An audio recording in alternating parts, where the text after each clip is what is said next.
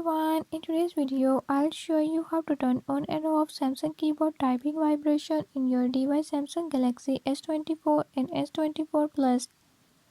In this video I'm gonna share few tips that you can use to do it. If you found these tips helpful, press the subscribe button and ring the notification bell. Make sure to watch complete video and learn how you can do it. Let's watch the video.